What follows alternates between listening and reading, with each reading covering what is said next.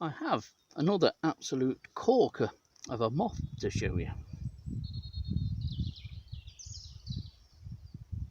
This is the Scarlet Tiger, and while this thinks about warming up and flying, I ought to talk about it a bit. But we'll have the introduction first.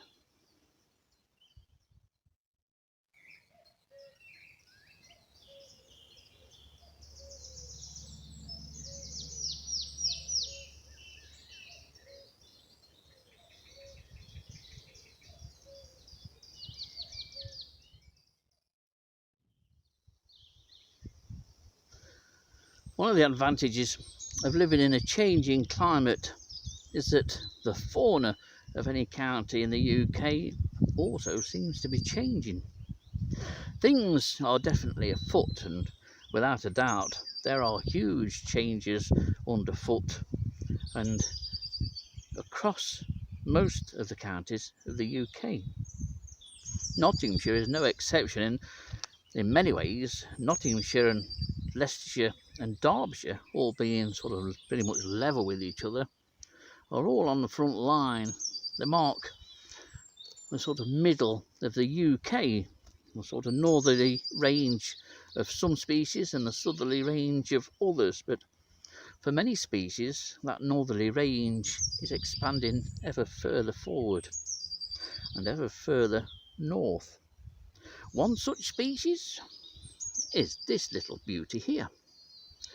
This is the Scarlet Tiger moth, a quite stunningly beautiful moth. It's a moth that first appeared in Nottinghamshire within the last sort of 6 or 7 years or so. And it was recorded at Southall by David Yates. And the county recorder at the time was a bit dubious of the record, but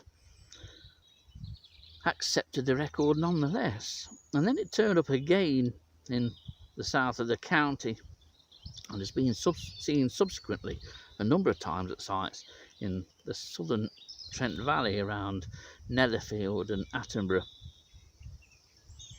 I've had this one night, I think it was a June or a July night, one of those cracking nights. All of a sudden this landed and started fluttering up the outside wall above my MV light. To say I was lost for words was probably, apart from being unusual, was probably not wrong. Then I found some words and I probably can't repeat them, but I was so stunned to catch this moth, an absolute belter of a moth, and a moth that I'd dreamt of seeing and catching for many, many years, if not decades.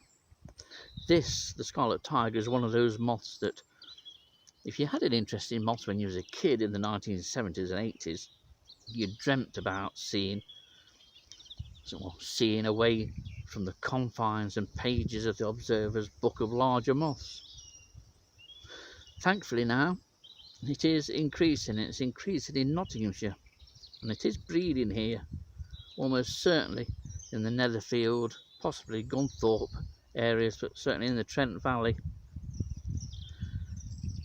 The larvae are conspicuous and attractive and very Nymphalidae-like. They're quite similar to the larvae of peacocks and small torch shells and the like, and feed on comfrey or stinging nettles. This, I'm very pleased to say, hasn't budged, and I thought it would because it's an especially warm day today. I found somewhere quite shade. I have to think of my little delicate skin, you know, but what a super moth this is. This is the Scarlet Tiger, and if you're wondering why it got the name Scarlet Tiger, then I'll try and show you the underside.